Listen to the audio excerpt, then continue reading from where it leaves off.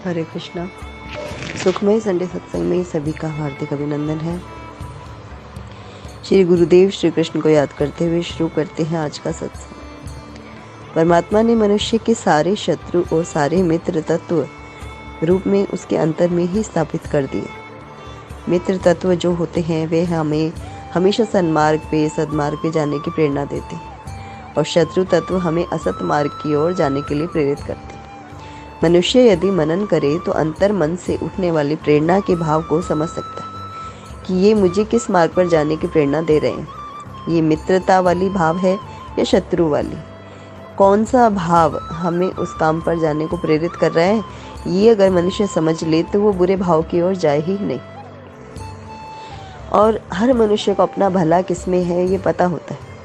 किस मार्ग पर जाने से मुझे क्या लाभ होगा, क्या हानि होगी, ये उसे पता होता है। इसलिए अध्यात्म कहता है कि आपको अपने अंदर छुपे हुए शत्रुओं से अधिक सावधान रहना चाहिए।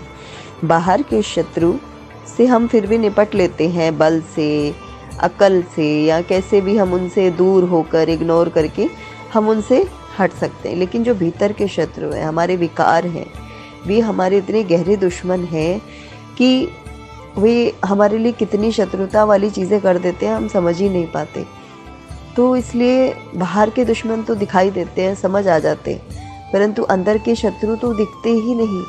वे हमें अंदर ही अंदर खाते रहते हैं, हमारे को इतना बद शक्ल कर देते हैं कि भीतर का मन इतना बुरा हो जाता है कि हम में इतने अवगुण आ जाते हैं, हम किसी योग्य नहीं रहते। ईश्वर के तो क्या, हम संसार के योग्य भी नहीं रहते, क्योंकि वे आसानी से समझ ही नहीं आते। सत्संग के बिना कभी भी जीव भीतर छिपे शत्रु को पहचान ही नहीं सकता। वे कभी नहीं जानेगा कि उसके भीतर क्या कमी है, क्या अवगुण है। यूँ तो हर मनुष्य स्वयं को सर्वश्रेष्ठ ही समझता है, और वास्तव में हर मनुष्य सर्वश्रेष्ठ ही है, क्योंकि उसकी रचना प्रभु ने करी, हरि ने करी, ठाकुर ने करी। लेकिन हमारे भीतर जो अवगुण है उनसे छुटकारा कैसे पाया जाए, क्योंकि भक्ति में और प्रभु में, या नर में नारायण में, या आत्मा और परमात्मा में एक ही संकट है, माया या हमारे विकार। अब माया से हमारे भीतर विकार उत्पन्न होते हैं। विकार की वजह से हम प्रभु की ओर श्रद्धा से, शरणागति से, दृढ़ता से, शरणागति के भाव से हम उनकी ओर चल नहीं पा रहे, इसलिए हम भक्ति कर नहीं पाते। तो भक्ति में जो विघ्न है वो हमारे विकार ही है, उनसे छुटकारा कैसे हो। तो इसमें भी अध्यात्म हमारी मदद करता है। वो कहता है कि तुम जैसे हो वैसे की वैसे प्रभु की शरणागत हो जाओ।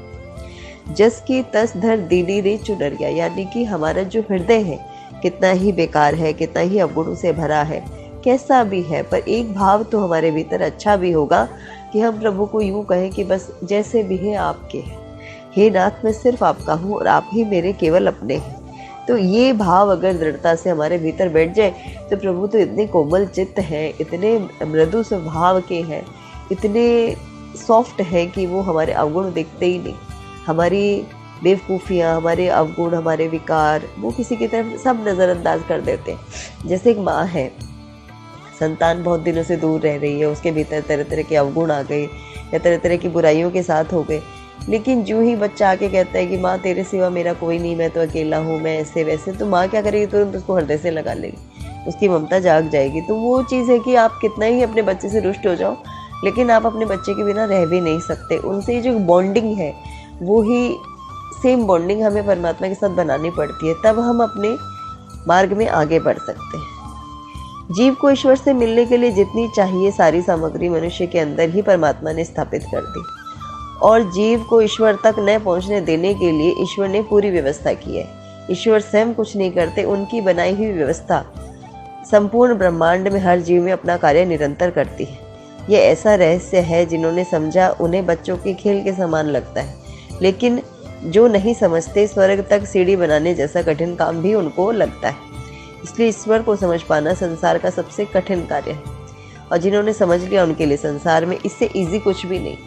और वास्तव में हम बोलते तो ये कि राम नाम कितना सस्ता है, पर सस्ता है तो भी नहीं लिया जाता। पर अगर इस सस्ते से 2 वर्ड के अक्षर को हम लेना शुरू करें, हरे राम हरे कृष्ण मंत्र का जाप करने लगे, या कोई और भी जो हमारे इष्ट हैं, जिनका भी रूप हमें प्रिय हैं, जो धाम हमें प्रिय है, जो भी प्रभु का नाम हमें अच्छा लगता है, अगर हम उस नाम के पीछे पड़ जाएं, हमारे अंदर जैसे बुराइयों का व्यसन है, अब कोई गुटखा खाता है, पान पराग खाता है, सिगरेट शराब पीता है, तो उसे उसकी लत लगती है, उसको उसकी तलब लगती है कि मुझे ये करना ही है।